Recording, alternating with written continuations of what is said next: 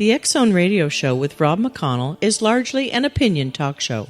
All opinions, comments, or statements of fact expressed by Rob McConnell's guests are strictly their own and are not to be construed as those of the X Zone Radio Show or endorsed in any manner by Rob McConnell, Relmar McConnell Media Company, the X Zone Broadcast Network, its affiliated networks, stations, employees, or advertisers.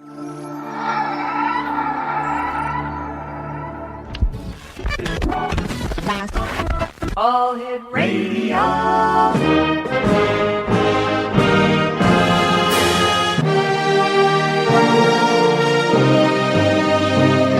Welcome to the X Zone, a place where fact is fiction and fiction is reality. Now, here's your host, Rob McConnell. And welcome back, everyone. My name is Rob McConnell. We're coming to you live and around the world on the Talkstar Radio Network, X Zone TV, and on shortwave from our studios in Hamilton, Ontario, Canada. Our toll-free number is 1-877-528-8255. That's toll-free throughout the U.S., Canada, Alaska, and Hawaii at 1-877-528-8255. On MSN Messenger, you can always chat with us here in our studios by simply going to, you ready for this? talkstarradio@hotmail.com, and our two websites, www.xzoneradio.com and www.xzonetv.com. Now, my guest, who was supposed to be with me right now, is Ralph Ellis. Unfortunately, we're having problems getting a clear line over to the United Kingdom. We'll keep on trying, and as soon as we are able to get Ralph on the phone, we will bring him on. As we've been talking about, this is the Valentine Day week. We have Valentine's coming up very shortly. So don't forget, guys, buy the card. Make sure you've got one for the lady in your life, your mom, and any sweet children that you have that you'd like to really show them that Dad really cares. And the same goes for you, Mom. Don't forget Dad.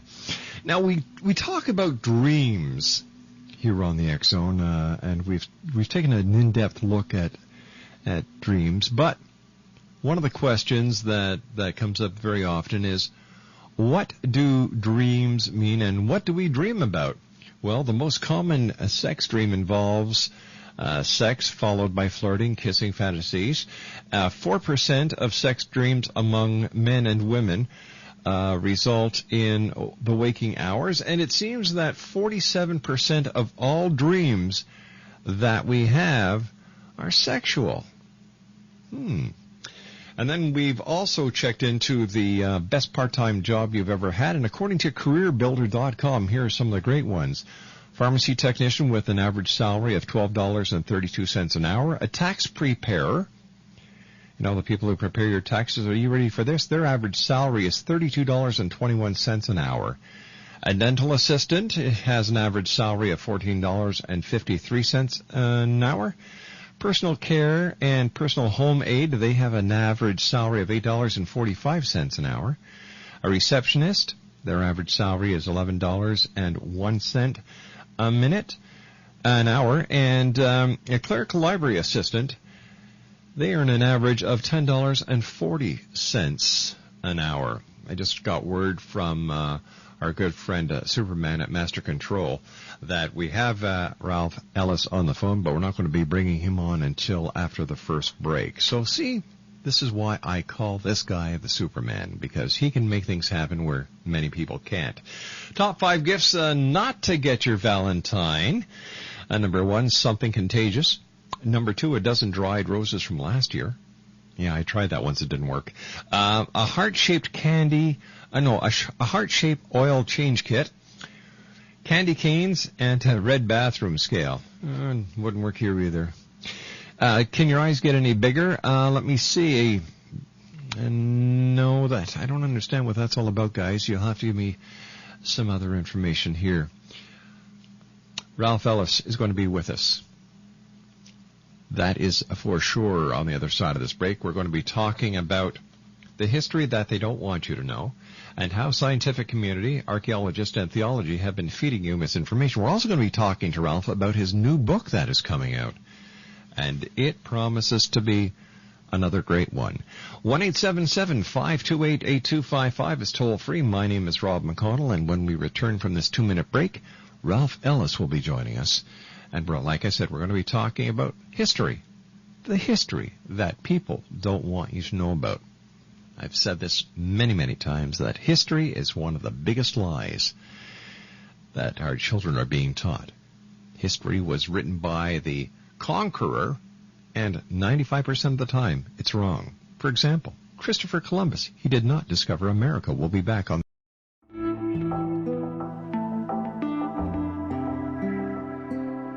Take a step back in time and discover old Florida cuisine at Marsh Landing Restaurant in Fellsmere.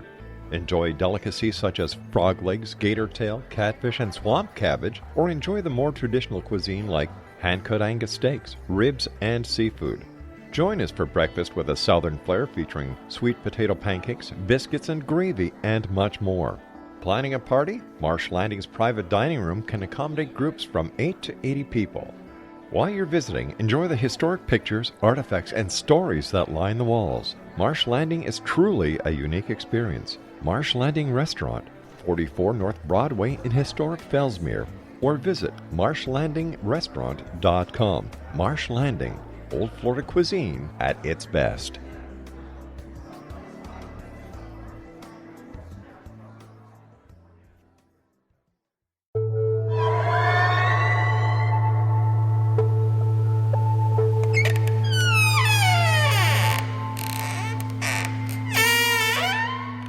Hi, this is Larry Lawson, host of Paranormal Stakeout, here on the X-Zone Broadcast Network. I would like to invite all of our listeners to the second annual Para-Unity Conference, January 27th through the 29th in Fellsmere, Florida. We have some exciting speakers, including Brian Cano from The Haunted Collector, author Andrea Perrin, whose book inspired the hit movie The Conjuring, and our own Rob McConnell. There are events for the public as well as opportunities for paranormal teams to come together to share information. We also have opportunities for our guests to participate in some investigations of Fellsmere's most haunted locations. Check out my website at www.paranormalstakeout.com or www.paranormalfbi.com for times and details. Hope to see you there.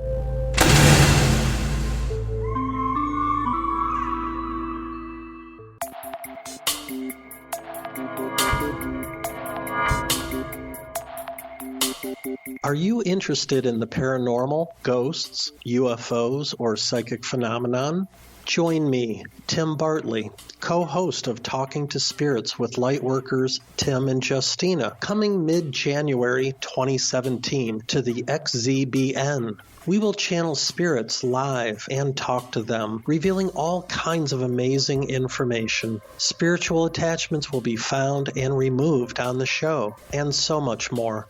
To find out when you can listen to Talking to Spirits with Lightworkers Tim and Justina, visit www.xzbn.net for listeners on both sides of the veil.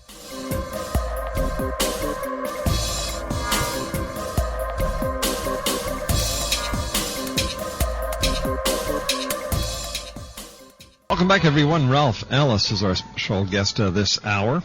And Ralph was trained as a in mineral surveying and computer science, but after several years in the industry, he decided to retrain as a pilot. Ralph is now working as an airline captain serving international flights out of Britain. However, history and religion have always been Ralph's primary passion, and the many and varied short stays across the world were always put to good use in research and writing. Ralph has always had a distinctly lateral, open-minded view on history and religion, which has allowed his research to proceed unhindered by historical preconceptions and doctrinal dogma. A central tenet of his research and writing has been to assume that the authorities, but the historical or religious, have always been economically and treated the truth as an economic factor. A premise that assumes that there are still historical secrets to be unearthed. However, upon starting this literary crusade, it never occurred to Ralph that there would be so many secrets, and that the truths of man's ancient past would be so radically different, on what we are normally taught. And Ralph Ellis, welcome back to the X Zone. Great having you with us, Ralph. How have you been? Very well, thanks, Rob. Thanks very much for having me back. It's great, Ralph. Oh, I'm just going over the notes that we have here.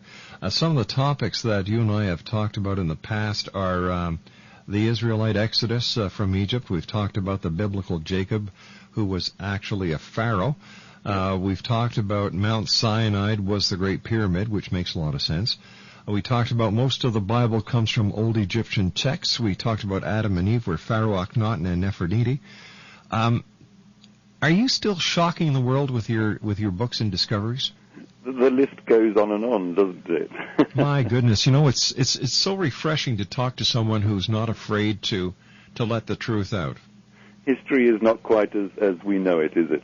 No, it's... Yes, unfortunately, the historical truth still seems to be that there still seems to be mysteries still to be solved. I've probably got another 2 books in me. I've got one that's coming out this April, March or April, depending on when I get it finished. And that's going to be an interesting one. This is quite an epic, this one. I've got to 600 pages on this one. So wow. It's twice as thick as any of my other books, so I hope I haven't overdone it. But anyway, this one is King Jesus, and the subtitle is From Camelos to Camelot. So this is going to be an interesting title, because Camelos was Egypt, of course. This is where I believe that the Hyksos Israelites came from. This is where I believe that Jesus' heritage came from as well. So from Camelos to Camelot. So, yes, so we go all the way from Egypt to England and to the court of King Arthur. Now, what's the connection between Jesus and the court of King Arthur? Well, because I think Jesus was King Arthur. Ah. Now, this is an interesting one, because everyone has their own preconception of who King Arthur is, or was, should I say.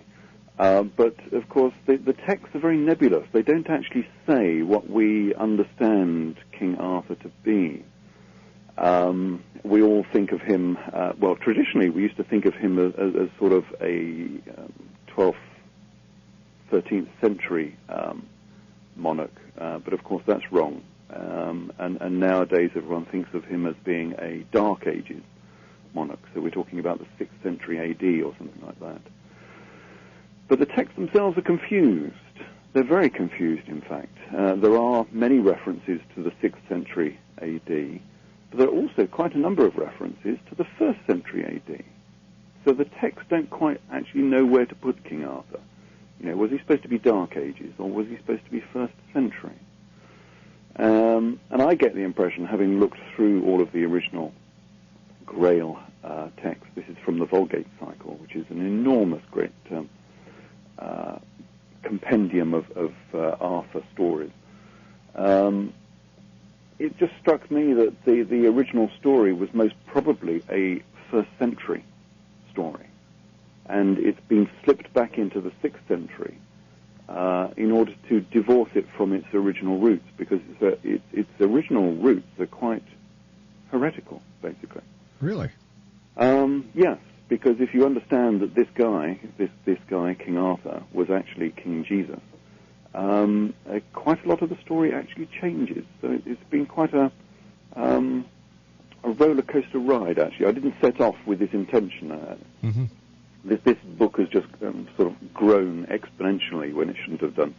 I set off looking for the origins of Saul, who we know as Paul normally, trying to prove who he was in the historical record, because all of these guys are missing, of course, from the historical record. All of these famous people in the Bible all seem to be missing somehow. How can that happen? Yes, it's funny, isn't it? Every single one. Saul was another of these missing people, and yet he is pivotal, of course, to Christianity, because he is the guy who created Christianity. As probably everyone knows, Christianity doesn't have anything really to do with Jesus at all. It was the creation of Saul, or St. Paul. It was his church that was the victor in the battles, as it were. There were two sort of rival churches. There was the Church of Jesus and the Church of Saul. and it was the Church of Saul that won, and that's the church that we know as Christianity. So Christianity is not really the Church of Jesus at all. How is it that these people cannot exist in historical records? Does this mean that... This is a great problem. I mean, these people were... I mean, the inference is given quite often when we go to RE lectures, as children and whatever, that all of this was done by nobodies, by carpenters, by just simple people. But of course, that's just obviously not true. You only have to glance through the books to realize that these people were influential. The people they were always talking to were the governors and the kings and all the rest of it. These were influential people, and therefore they should have left their mark in the historical record. And then the question is, of course, why did not they actually leave their mark in the historical record? Well, it's always been my premise that they did, that they are there. You just have to understand where they are and who they are. And so there's been one or two name changes going on. Did they use pen names because they didn't want their true identity to be known? Yes. I'm not sure that they did themselves, although definitely Saul did, because, Saul changed his name to St. Paul, so we know there was a lot of name changing going on. But I think a lot of the name changing happened afterwards, that certain people found it convenient to use pen names instead of real names. And another thing that they tended to do was use the same name in a different language. And that's a very good way of covering things up. So you'll find that one scribe was using the Greek version of the name, and another scribe was using the Aramaic. And then you don't know that these are actually the same person, because it appears like they've got a different name, but it's not the same name. Every time you and I finish a conversation here on the X Zone, I have more questions. Like you just open up question after question after question. And, that's what I love about you and your books. They make you think. Yes. Well, I do so hope that is true, because that's the whole goal, isn't it? We need to open our eyes and be able to see through the propaganda that we've been given, basically. And a lot of it, I believe, is propaganda, because some of it is becoming so obvious to me now as a scholar of theology, I can almost say, because I've been studying this for so long, that anyone who is like me, who has been deeply imbibed in theology, should have seen what I've seen. So all of these biblical scholars that are sort of knocking around the world should have seen the same information. So why are they not seeing the same results as me? So there is a bit of a conspiracy here that people are turning a blind eye because what they're finding conflicts with their position, because obviously most theologians are actually people of the church. And so they're finding information that they don't really want to find, and I think they're just sort of gently shuffling on and not telling us about it, because it's deeply troubling to them. But isn't that contrary to what they want us to do? They want us to act? Don't they want us to be honest? Well, yes, but, if you've been brought up and your whole position in society is dependent on the belief in this person, being a carpenter and a gardener, all this sort of business, and then you do your research and you find that is actually not actually true, well, what do you do about it? Because if you actually go public with what you found, you'll probably lose your job, you lose your position, you lose your life. That's deeply troubling for some people.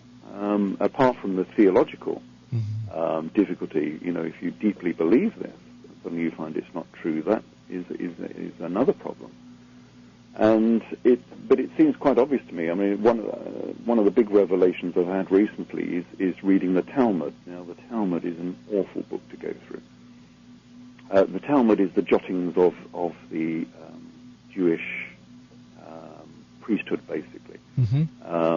They went through the Old Testament looking for future predictions and laws of the land, or like current law, the law of the land came from biblical precedent. So they were looking back through the Old Testament for biblical precedent. Ralph, we have to take our news break at the bottom of the hour. Ralph Ellis is our very special guest. His website, Exo Nation, great books. These books make you think.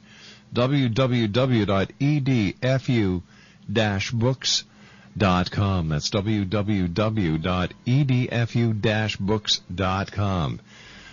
Books to make you think. They'll open up your mind, and you'll read, and you'll say, "You got to be kidding. Why haven't we been told this before?" Ralph Ellis is telling you now. And once again, www.edfu-books.com. We'll be back after the news. Don't go away. This is the X-Zone Broadcast Network, broadcasting worldwide on broadcast affiliates and satellite program providers, including CNN Broadcast Network, Sirius Satellite Network, Star Media, Good News Radio Network, Angel Broadcast Network, Wiki Broadcast Network, and WPBN TV. For more information on the X-Zone Broadcast Network, visit us at www.xzbn.net.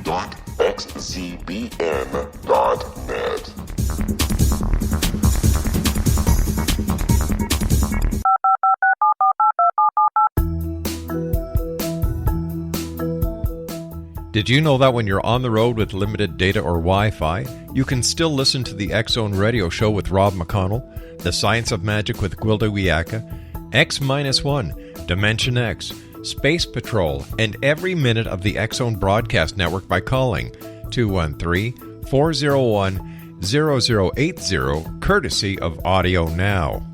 No smartphone, app, or internet needed. It saves your data plan, and it's free if you have unlimited minutes. Call 213-401-0080 to listen on any phone, anytime, anywhere.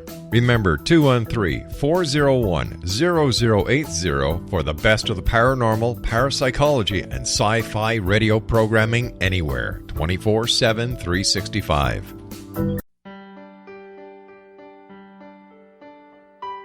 We all desire health, happiness, and fulfillment, but often get in our own way. Repeated patterns that leave us out of control can keep us feeling powerless, frustrated, and unable to move forward in spite of our best efforts. Unconscious patterning disconnects us from our gifts, often destroying the very thing we seek. But there is an answer. We can take charge of our destiny and heal the trauma of our history. Shamanism is an effective ancient modality that can reconnect us with our true selves, empower the creation of our dreams, and return us to health and balance. Cody Alexander is a certified shamanic practitioner and teacher with 11 years' experience. Email healingpathways33@gmail.com or visit codyalexander.net to schedule a long-distance shamanic session today.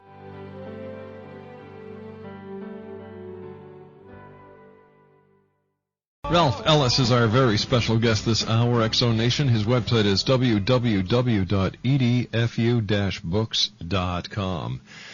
Ralph, don't the scientists, don't the archaeologists, don't the philosophers and the theologians believe that we can actually handle the truth and that we deserve to know the truth? Well, perhaps, I don't know. But the trouble is, if we get the entire truth, it rather undermines the whole establishment of the church. The church is based on a framework, an establishment that they've made, which says certain truths. And if you take those truths away, it rather undermines the whole edifice, doesn't it? And I suppose they're all afraid that the whole edifice will fall down if you undermine those truths. Well, maybe that's what the great apocalypse is not the fall or the destruction of the world. Maybe it's the destruction of the church. Yeah. Yes. You might well be right on that. I don't know. Just before the break, we were talking about the Jewish Talmud. Yes, and, we were. The Talmud is a huge, great compendium of books. And it quite clearly says that Jesus was high priest of Jerusalem. And so does actually Hebrews from the back of the Bible also says that Jesus was the high priest of Jerusalem. Well, that's quite a change from our normal perceptions. Yes. That obviously the high priest was the most important person within society. It also says that he was a Nazarene, not that he came from Nazareth. He was a Nazarene, which was a particular sect. And it's also quite clear from the Talmud that he was connected, his family were connected to very wealthy people like Simon Boethus, who were, the richest people in Jerusalem and Judea. And this is where we come down to this different story, because, of course, the titles that we give this chap, he was called Christ and he was called Messiah. And we put special connotations onto those titles. But those titles actually only mean king. That's what they basically mean. So when we say Jesus Christ, what we're actually saying is King Jesus. And that's why I've chosen the title that I have for my book. So here we have a monarch. We don't have a pauper and a carpenter. We have a monarch, King Jesus. And this is where the story changes, because, monarchs getting involved in power play. That's their position. And this particular monarch got into a bit of an argument with the Roman forces who were in Judea at the time, of course. And it sort of transpires that the whole of this argument, the whole of the New Testament argument that was going on, was over taxes. This is why we get this reference, render unto Caesar, what is Caesar's and all this sort of business. And why Jesus was always, lambasted for mixing with tax collectors and sinners, because this was a huge, great tax argument, and it resulted in the Jewish revolt. And this is where my story parts company with traditional Christianity completely, because Now, Ralph, I was just going to ask you, in your quest for the truth, have you found any reference to Jesus in history or in the record of being king? Yes, but it depends on who you think he is. Now, I think he was actually Jesus of Gamala, because, of course, in these books, in this history of the first century, there are quite a number of Jesuses running around. Mm-hmm. And some of them seem remarkably similar to the Jesus we know. The one that I concentrate on is Jesus of Gamala, who was known as he was a leader of a band of rebel fishermen. Now, who in that era could be a leader of a band of rebel fishermen? And what would a band of rebel fishermen do? Yes, precisely. Why do we have a band of rebel mariners who go around, and they were well armed. They had 600 rebels under his command. Wouldn't they be called pirates? Well, there's not many seas around there. I mean, we're talking about around Galilee, so we're only talking about 600 on the Sea of Galilee here. Yeah. So it's quite obvious to me that this was the biblical Jesus. And this reference to fishermen, of course, has got nothing to do with fishing. It's all about the zodiac. The big thing out there, of course, within these old religions, within the Nazarene religion, within traditional Judaism, in fact, was the zodiac. It was all done about astrology. So if you look around the early synagogues, and they had a bit of it's another of these conundrums. They always pick these things, don't they? They were doing all this archaeology in Syria and Israel, and they uncovered 6 synagogues from a very early era, and they all had a zodiac on the floor. So we know that the zodiac was a key part of early Judaism. And so this reference to fishermen is all about the zodiac. It's about Pisces, because, of course, Pisces was the ruling constellation. It just came to the fore, so we had the turn of the great year in about AD 10, just when Jesus was born. So he was the first monarch of the new era of Pisces, and that's why he was known as the fisherman. In fact, actually, that's why he was known as the Lamb of God. So he was known as Aries, who then became the fisherman, the fisher of men. So he was born in Aries, but he grew up under the star sign of Pisces. Just for those those listeners who don't know about precession changes the constellation about every 2,200 years or so. And this is known as the Great Year. So every 2,200 years, the actual star sign changes, and about the turn of the first century, it changed from Aries into Pisces. This is why all of the Old Testament patriarchs were known as shepherds, and Jesus was known as as the fisher of men, because the star sign had changed into Pisces. And this is why in the Grail stories, of course, coming back to the King Arthur business that we're coming on to in the new book, this is why we have the legend of the Fisher King. The Fisher King was the king of Pisces again. It's the same story. And of course, Jesus was the fisher of men, and that's why he was known as the Fisher King. The Fisher King is another allusion to King Arthur, by the way. So it's all astrological. And if we understand it in that fashion and not in the traditional terms, it all starts to begin to make sense. Yes. Why do we have a line of Fisher Kings? Well, because it's the sign of Pisces. That's what it's all about. So Jesus was in fact a king. He was king. He was king. So Jesus. he wasn't. So where does the poor carpenter come into play? Well, the carpenter business. Well, there are several possibilities here. I mean, carpenter was an old Egyptian pharaonic title. So within Egypt, a lot of the pharaohs were called Setapenra, which means God's carpenter. Yes. So I think there's a bit of a play on the words with that old pharaonic title. But also, it doesn't say within the New Testament that Jesus was a carpenter. Again, this is another convenient mistranslation. What it says is that he was a tekton. And tekton actually means architect. You can still hear the basis of the word within the English. And the reason he was an architect was not because necessarily he was actually designing buildings, which he might have done actually as well, but the reason he was called an architect was because he was a mason. He belonged to the Masons. This is why we have the reference to an architect. And if you look through the New Testament and you read the raising of Lazarus, if you know that from the Bible, yes, the raising of Lazarus is a third-degree initiation. It's exactly the same. And so it's quite obvious that he was in a Masonic-type sect, which was called the Nazarene sect.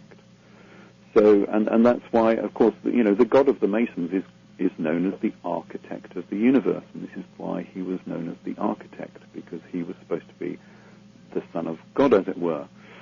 So, he was a Mason, and it makes perfect sense, so we don't end up with a carpenter in his workshop. We end up with an architect, as in a speculative architect. We end up as a Mason who was actually a royal Mason, so he was both king and he was Grand Master as well. So tell me, Ralph, based on your research, did Christ really die on the cross? No, and there are several actually accounts of his crucifixion. Now this is where it gets interesting, because if you understand that Jesus was actually Jesus of Gamala, who was a very wealthy, influential person in that era, a prince, if not a king himself, then we come across this reference to the crucifixion. And it's very, very similar, in fact, to what we understand from the biblical crucifixion, except that the person who comes riding to the rescue was not Joseph of Arimathea, it was Josephus. So it's almost the same person who comes to the rescue, except he wasn't known as Joseph of Arimathea. He was Josephus, and Josephus was the first century historian who was the central player in the whole of this drama. And so, yes, he was crucified by the sounds of it. But as Josephus says, there were 3 people on the crosses, and he pleaded with the governor for these people to be taken down from the cross. Sound similar? Yes. And 2 of them died, and 1 survived.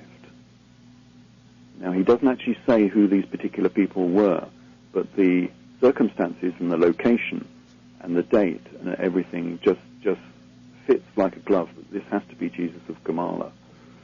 And that would explain why he was seen by his disciples for 40 days after. He was taken down early, and he was given medical attention. That's what he says.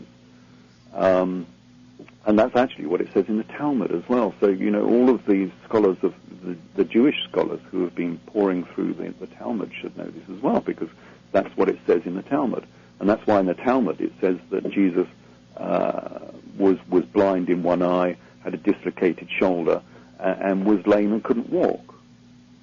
Well, of course, because he'd just been taken down from the cross. That's why. And so, yes, there was a crucifixion, but he was actually nursed back to life. And then we start going into the Grail legends, because what do you do with this rebel?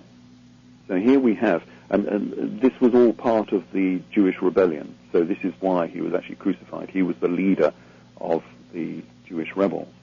And so as a leader, well, you take the justice of the victors. The victors were the Romans, and so he was crucified. But what do you do with this rebel? After the crucifixion, well, obviously the easiest thing would be to actually dispose of him. Mm-hmm. He's a dangerous rebel, let's dispose of him. That's the way things would normally work in this sort of era. But things were rather more complicated than that, because one of Jesus' great sponsors, who was, I believe, Berenice, who was the sister wife of Agrippa II, so the King Agrippa II of Judea, was one of the great supporters of the Nazarene, of the Church of Jesus. And as it happens, she became the lover of the brother of the emperor of Rome, Vespasian. So now the politics got rather difficult. And I've got no doubt that Berenice put an awful lot of pressure on the emperor of Rome, Vespasian, in order to have some sort of clemency. So here is a call for clemency for this political rebel who was called King Jesus Christ, because that's what the word means. Now, what do you do with him if you can't actually kill him because of this political pressure? Well, the answer is you send him into exile, into prison, as far away from Judea as you possibly can. So where in the Roman Empire is as far away from Judea as you can possibly get? England. And that's where he went. Because in this new scenario, all of these events don't take place in AD 30. So we've got another hurdle to overcome here. The Bible, as we know, seems to indicate that all of these events happened in AD 30. But it's quite clear if you read the history of this era that the event that it's talking about in AD 30 was actually the death of John the Baptist. It wasn't the death of Jesus. All of these events happened actually in AD 60, so we're talking about one generation further on. Oh, so wait a sec. I'm starting to see something here. Weren't there 12 Knights of the Round Table? Well, of course. Where did the 12 Knights of the Round Table come from? Yeah. It was King Arthur and the 12 disciples of the Round Table. Exactly. Ralph, please stand by, sir. You and I have to take a commercial break. Interesting man, Mr. Ralph Ellis is, and we're also always so happy when he's able to join us. His website, www.edfu-books.com. My name's Rob McConnell, Ralph Ellis, and I will return on the other side of this break as we continue live and around the world right here on the Talkstar Radio Network. This is the X-Zone Broadcast Network, broadcasting worldwide on broadcast affiliates and satellite program providers, including CNN Broadcast Network, Sirius Satellite Network, Star Media, Good News Radio Network, Angel Broadcast Network, Wiki Broadcast Network, and WPBN TV. For more information on the X-Zone Broadcast Network, visit us at www.xzbn.net.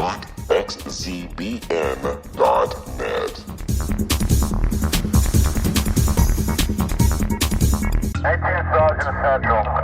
19 Sergeant check. Officers on the scene. Hi, I'm Larry Lawson, host of Paranormal Stakeout. With over 36 years in law enforcement, I have learned a few things. The most important is the proper gathering and preservation of evidence is vital to putting the bad guy behind bars. It's no different in the world of paranormal investigation. Whether it's the search for the afterlife, cryptozoology, UFOs, and extraterrestrials, how we gather the evidence, preserve that evidence, and present it to a jury of our peers will make the ultimate difference in proving the existence of worlds and entities that are beyond our imagination. Join me, Larry Lawson, every week on Paranormal Stakeout when, along with my guests, we'll take a journey to prove with indisputable evidence what man has struggled to believe for centuries. Go to xzbn.net for the broadcast schedule and check me out at paranormalstakeout.com.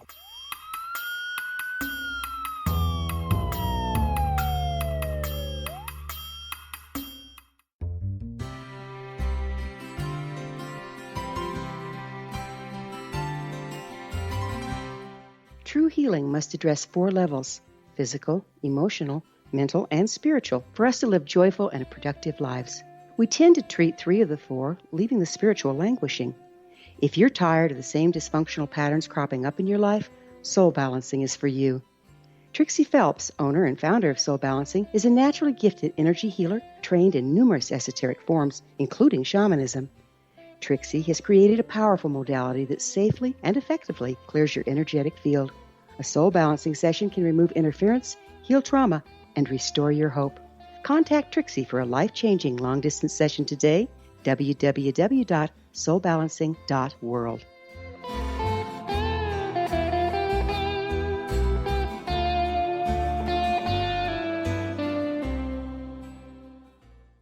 Welcome back, everyone. I'd like to take this opportunity of thanking all our guests tonight, Tanya Gabrielle, Tim Ward, and, of course, our very special guest this hour, Ralph Ellis. On tomorrow night's show, we have Amethyst joining us. We have Dr. Rand joining us, Richard P. Jackson, and Monique Chapman. That's tomorrow night here on the X-Zone. First of all, Ralph, thank you very much for getting up at this very early hour in the United Kingdom. My pleasure. It's always great having you with us because, as I said, you always make me think when you're on. And I have to ask you this. All right, if Jesus was King Arthur, the 12 Knights of the Round Table, the Apostles, who was Mary Magdalene? She was his queen, so she was Queen Mary Magdalene. Now, if my memory serves me correct, the insignia of the Knights of the Round Table was a circle divided by 12 with a griffin clutching a cross. Yes, and the Round Table itself comes straight from the Last Supper table. So if we go again into the Vulgate cycle and read the history of the table was supposed to be a reconstruction of the Last Supper table. So we have a direct allusion here to the Knights of the Round Table being the disciples of the Last Supper table. And so, there is supposed to be a direct descent from one to the other. And so they are related, they are linked. This is all to do with the Jesus story. And all I'm saying is, yes, it is to do with the Jesus story. Yeah, it's Jesus himself. And that's why this guy was supposed to be so special. This is why, such a mythology arose about this guy. Then would Merlin then be God?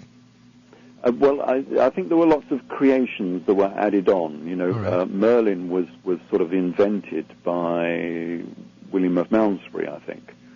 I'm not entirely sure that Merlin is a real person, but of course, Jesus was allied to the Magi. He was a Magi priest. That's right.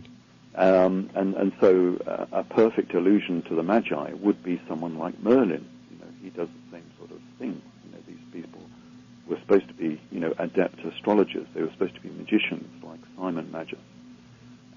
They were supposed to be able to do amazing things, miracles almost. But these were supposed to be magic miracles rather than necessarily spiritual. Ralph, I can hardly wait till your new book comes out. Can we have you back on in April when your book is released? Absolutely, yes. It should be April. In fact, in America, now let me think. It's at the publishers, at the printers now, so we should be late March, early April, yeah. Look forward to having you back with us. Do me a favor, take care of yourself flying all over the world, and thank you very much for all the great mysteries that you're helping bring here to the X-Zone.